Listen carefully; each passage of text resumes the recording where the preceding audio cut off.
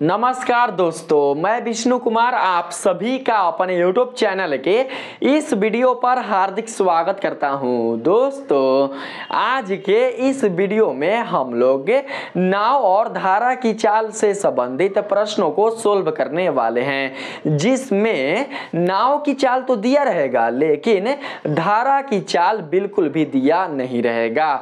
तो दोस्तों, उस स्थिति में हम लोगों को धारा की चाल बतानी होगी। देख सकते हैं यहां पर मैंने जो भी प्रश्न लिया हुआ है, इन प्रश्नों में नाव की तो चाल है लेकिन धारा की चाल बिल्कुल भी नहीं है। तो हमें धारा की चाल निकालनी है। मैं जानता हूं दोस्तों कि आप सभी ऐसे प्रश्नों को सोल्व कर सकते हैं, लेकिन जब आप ऐसे प्रश्नों का सॉल्यूशन सिंपल तरीके से कीजिएगा तो दोस्तों, इनके सॉल्यूशन में कम से कम आप लोगों को 2 या 3 मिनट समय देने होंगे। जब तक दोस्तों आपके 2 या 3 मिनट समय इसमें इन्वेस्ट नहीं होंगे, तब तक ये क्वेश्चन बिल्कुल भी सोल्व नहीं होंगे।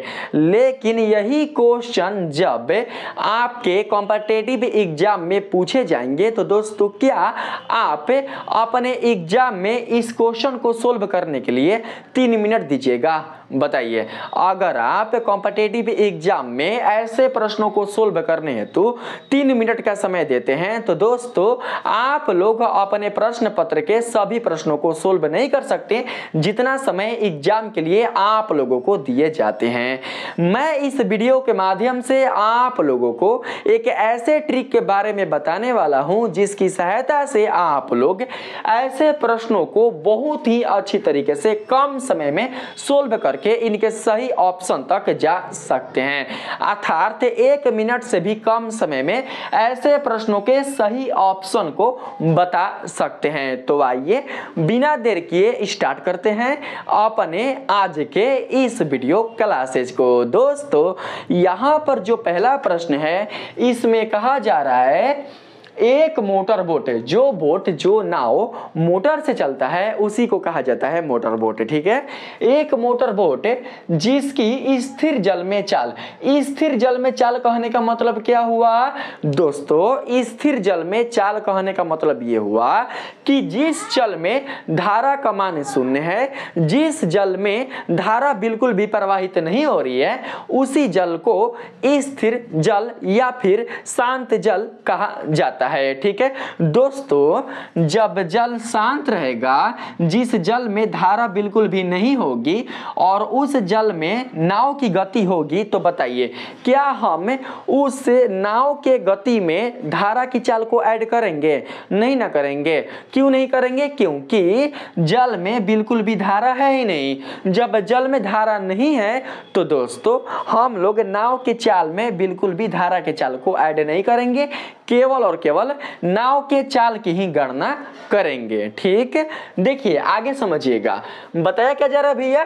जिसकी स्थिर जल में चाल 18 किलोमीटर पर घंटा है, 24 किलोमीटर धारा के प्रतिकूल। प्रतिकूल कहने का मतलब मैं जानता हूं आप सभी जानते हैं कि प्रतिकूल का मतलब क्या होता है और अनुकूल का मतलब क्या होता है। लेकिन कुछ बच्चे ऐसे भी होंगे जो मेरे इस वीडियो को देख रहे होंगे, उन्हें पता नहीं होगा कि प्रतिकूल का मतलब क्या होता है और अनुकूल का मतलब क्या होता है।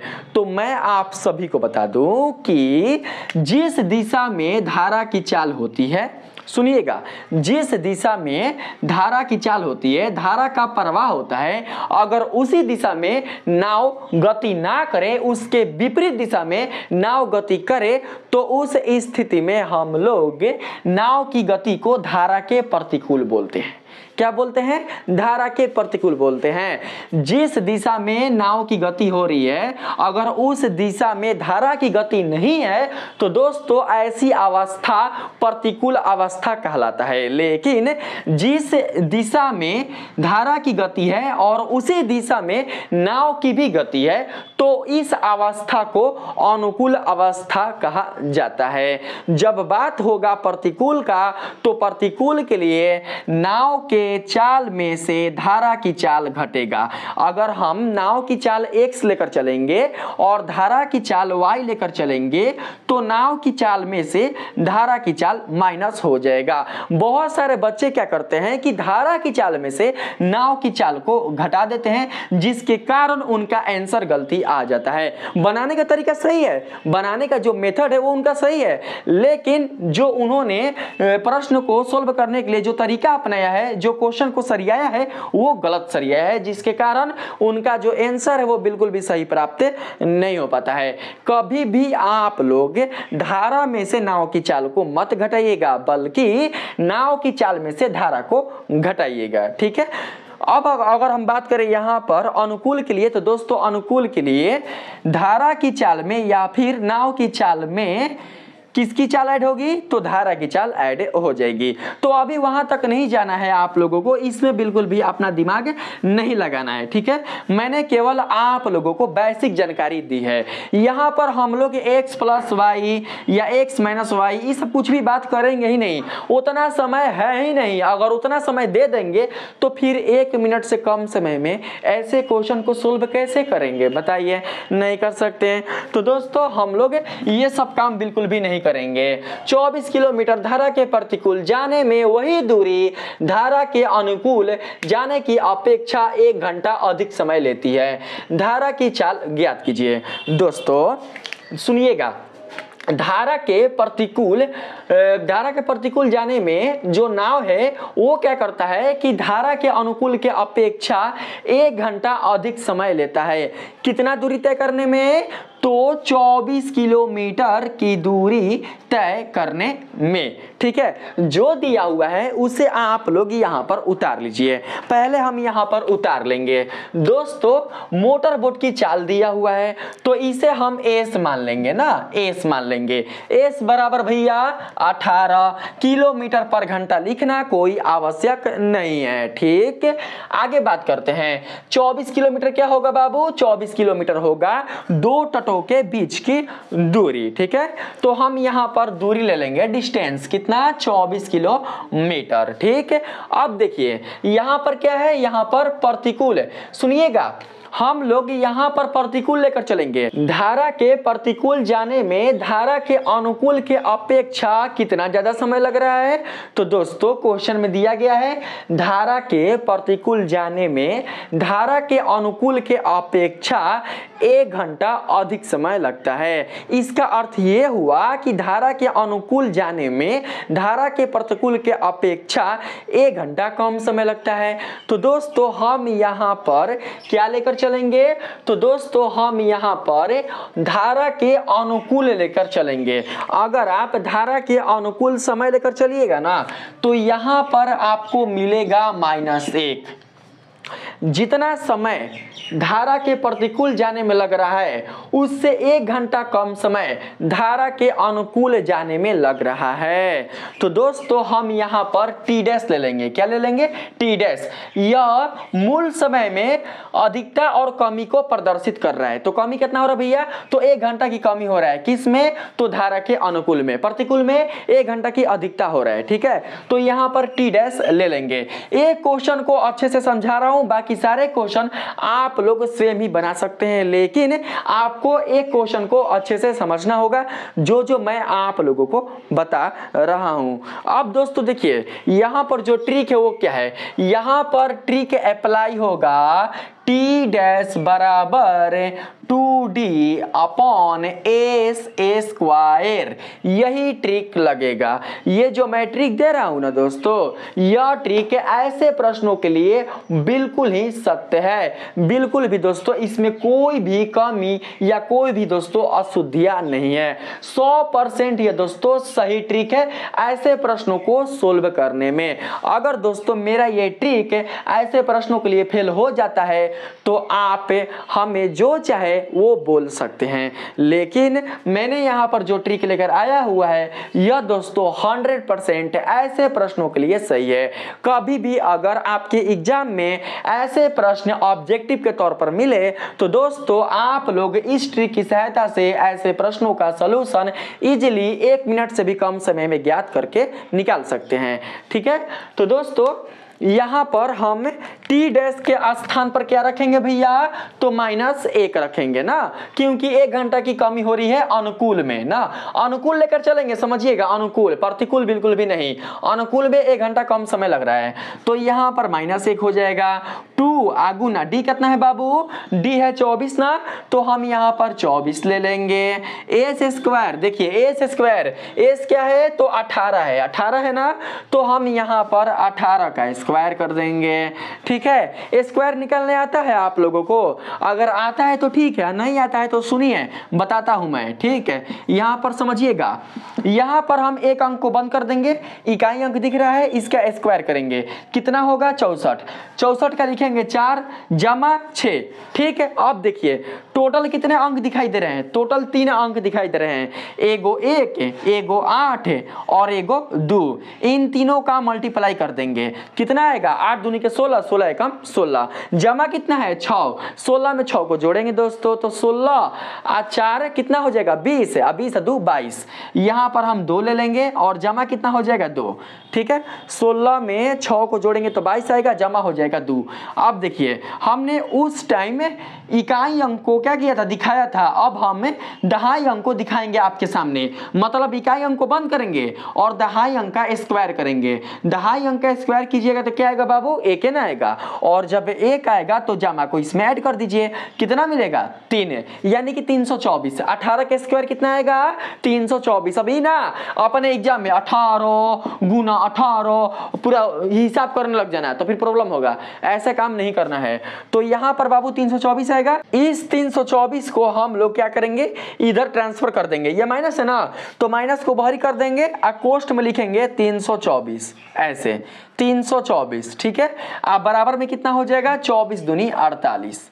ठीक है, अब देखिए ये जो माइनस का चिन्ह है, ये माइनस का चिन्ह 324 को कह रहा है कि तुम्हें अपने आप में टूटकर 2 ऐसा गुणनखंड वाली संख्या ढूंढना है जिसे घटाने पर +48 मिले। 24 दूनी 48 कितना मिले, +48 है। अगर आप स्क्वायर नहीं भी कीजिएगा ना तो दोस्तों केवल आप ऐसे लिख दीजिएगा, ऐसे 18 गुना 18। ठीक है, ऐसे लिख सकते हो ना, 18 गुना 18। इन दोनों संख्याओं की सहायता से ऐसा 2 गुणनखंड वाली संख्या प्राप्त करना है जिसे घटाने पर हमें +48 मिल जाए। तो दोस्तों इसमें आप लोगों को एक्सपीरियंस फुल रहना होगा, अगर आप एक्सपीरियंस फुल नहीं रहोगे तो दोस्तों आप इनको तोड़ने में ही ज्यादा समय लगा दीजिएगा। तो दोस्तों आपको इनको तोड़ने में बिल्कुल भी ज्यादा समय नहीं लगा है। तो आइए हम इधर करके देखते हैं कैसे इसको तोड़ेंगे। ठीक है, 18 है तो यहाँ पर 9 दूनी 18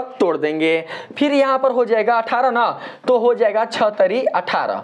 ठीक है, 48 लाना है, गुणा करेंगे, यहाँ पर 9 दूनी 18 और 18 तिया 54, 54 में से 6 को घटाओ, 14 में से 6 जाएगा, 8 बचेगा और यहाँ पर उतर गया 4 आ गया, कितना इजीली आ गया, देखो कैसे किए हैं, 9 दूनी के 18, 18 तिया 54। तो दोस्तों यहाँ पर हम क्या करेंगे, लेंगे 54, यहाँ पर हम साइड में, हाई माइनस का कोई जरूरी नहीं है। ठीक है, पहले आप दिखा दो यहाँ पर +48, आप बराबर में शुरू में लिखना 54। ठीक है, माइनस क्या लिखेंगे भैया, तो 6 लिखेंगे, -6 लिखेंगे, 54 में से 6 जाएगा तो +48 बचेगा। जो संख्या माइनस के साथ आएगा, जो संख्या माइनस के साथ आएगा वही संख्या इस क्वेश्चन का आंसर होगा, यानी कि इस क्वेश्चन के लिए धारा की चाल कितना होगा, -6 ना, केवल और केवल 6 किलोमीटर पर घंटा। इस क्वेश्चन का सही आंसर होगा 6 किलोमीटर पर घंटा। ठीक है, अगर अभी भी किसी बच्चे को समझ में नहीं आया है कि सर बहुत लंबा टाइम लगा दिए बताने में, कैसे किए हैं समझ में नहीं आ रहा है, आप तो कह रहे थे कि 1 मिनट से भी कम समय में बना देंगे, लेकिन समय तो इसमें ज़्यादा लग रहा है। तो दोस्तों समय ज़्यादा नहीं लगेगा, मैं अगले प्रश्न को सोल्व करके आप लोगों के सामने दिखाता हूँ, आप लोग देखिएगा। ठीक है, समझने का प्रयास कीजिएगा। अगला प्रश्न पढ़िए आप लोग, और पढ़कर दोस्तों अगर आप लोग कॉपी कलम लिए हैं अपने पास तो मेरे इस ट्रिक के माध्यम से सोल्व कीजिए, ठीक है, सोल्व कीजिएगा जरूर दोस्तों, जो चाल है वो निकल कर आएगा। अगर चाल झूठा हम बता रहे हैं कि नहीं 6 नहीं होगा कुछ और होगा, तो भैया जिस तरीके से इसको सोल्व किया जाता है सिंपल तरीके से, वैसे आप लोग सोल्व करके देख लीजिएगा कि कितना चला रहा है, अगर हम गलत बता रहे होंगे तो, ठीक है। तो आइए हम यहां पर करके आप लोगों को दूसरे प्रश्न का आंसर निकाल के दिखाते हैं, ठीक है।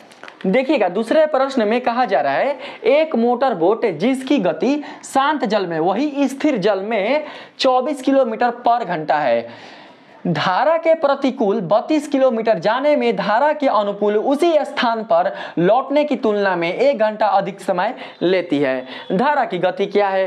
तो बस कुछ ना भाई मोरे, हम यहाँ पर सबसे पहले स्पीड ले लेंगे, कितना? तो स्पीड ले लेंगे हम लोग 32 किलोमीटर नहीं 24 किलोमीटर पर घंटा, केवल 24, ठीक है, क्योंकि मोटर बोट की चाल हमें लेनी है, ठीक है, हमने यहां पर ले लिया। अब देखिए 32 किलोमीटर क्या है? तो 32 किलोमीटर दो तटों की बीच की दूरी है अर्थात डिस्टेंस है, तो हम d बराबर यहां पर 32 ले लेंगे, ठीक है दोस्तों।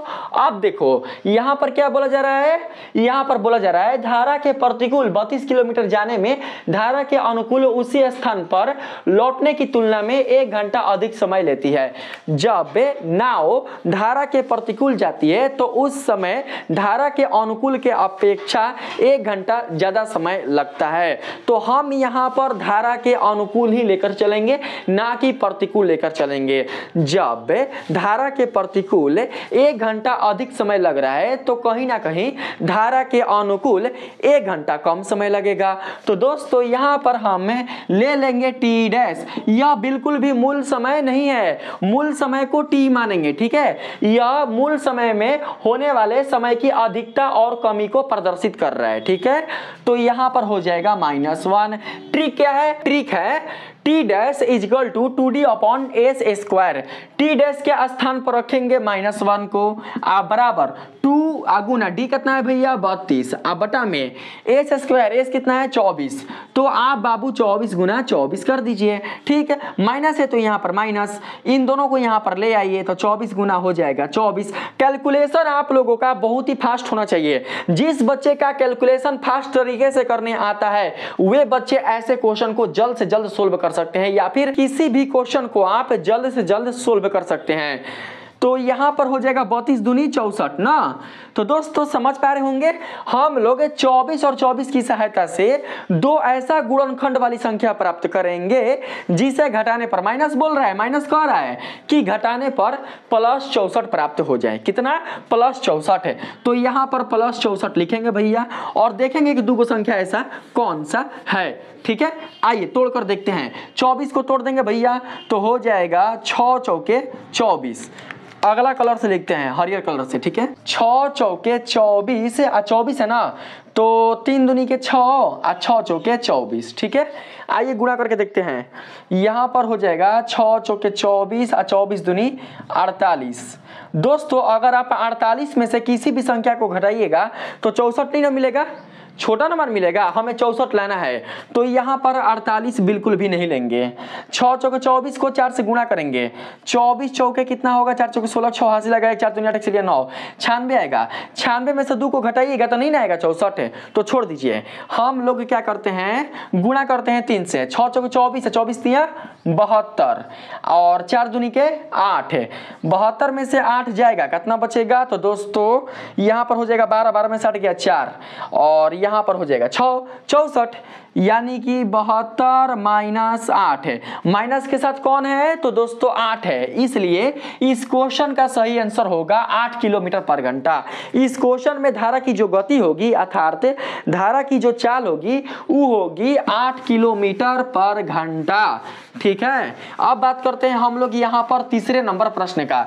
तीसरे नंबर प्रश्न में क्या कहा जा रहा है, आप लोग ध्यान से समझने का प्रयास कीजिएगा, बता सकते हैं ट्रिक के माध्यम से, जल्दी से बताइए। यहाँ पर क्या होगा भैया, यहाँ पर दोस्तों एस के स्थान पर हो जाएगा 5, ठीक है, फिर डी के स्थान पर हो जाएगा 12 और टी डैश के स्थान पर हो जाएगा।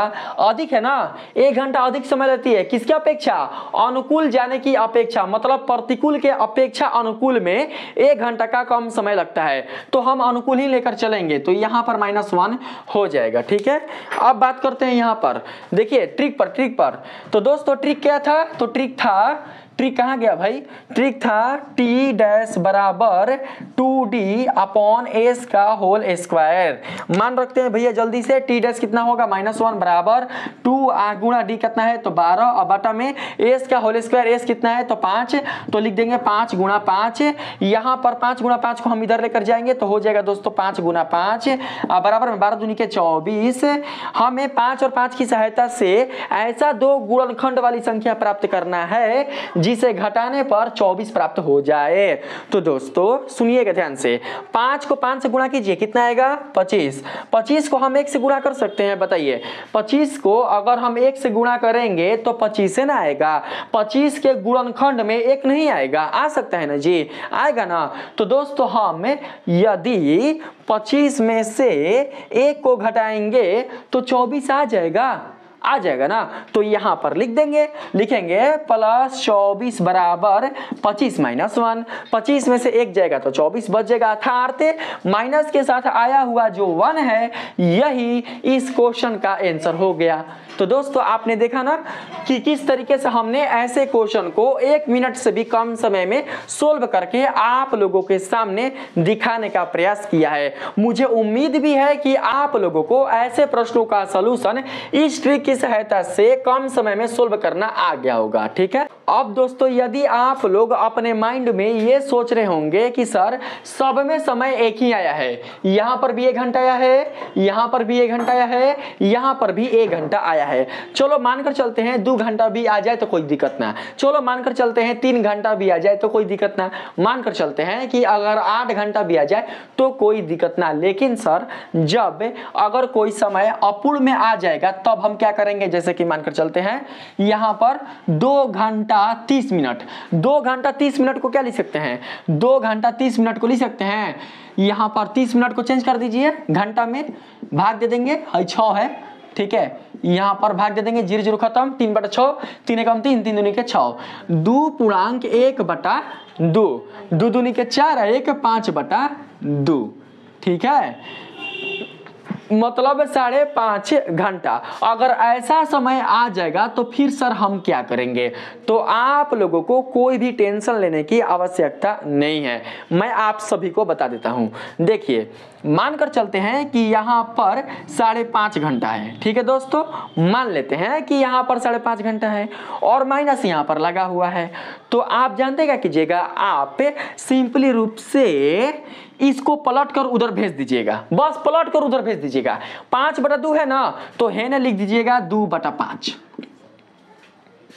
अगर इधर 5/2 है, कुछ भी हो, अगर यहाँ पर जो भी मान होगा किस रूप में, तो दोस्तों अंश और हर के रूप में, तो हमें पलटकर इधर लिख देना है। अगर इधर अंश और हर के रूप में है तो इधर हर और अंश के रूप में हो जाएगा, लेकिन यहां से -1 बिल्कुल भी मत हटाइएगा, यानी आप ऐसा लिख सकते हो -1 गुना 5/2 और 5/2 उधर जाएगा तो हो जाएगा 2/5, तो केवल बच गया -1 के ना। और फिर जब यहाँ पर -1 के साथ 24 गुना 24 को गुणा कर देंगे और उसके गुणनखंड की सहायता से हम लोग 2 संख्या प्राप्त कर लेंगे तो आंसर नहीं आ जाएगा, बताइए, एकदम आ जाएगा। तो दोस्तों आप लोगों को बिल्कुल भी अपने समय से डरना नहीं है, अगर समय अपूर्णांक रूप में दिया रहेगा तो आप लोग ऐसा ही काम करना जैसा मैंने आप लोगों को अभी बताया है। तो मुझे उम्मीद है कि आप लोगों को ये सारे के सारे जो क्वेश्चन है उनका सॉल्यूशन अच्छी तरीके से समझ में आया है। अगर आप लोगों को मेरा ये वीडियो पसंद आया है, मेरे इस वीडियो के माध्यम से आप लोगों ने ऐसे प्रश्नों को सोल्व करना सीख चुका है, तो प्लीज आप लोग मेरे इस वीडियो को लाइक कीजिएगा, सब्सक्राइब कीजिएगा और पसंद आए तो अपने दोस्तों में भी शेयर कीजिएगा। मिलते हैं फिर से एक नए वीडियो के साथ, तब तक के लिए धन्यवाद।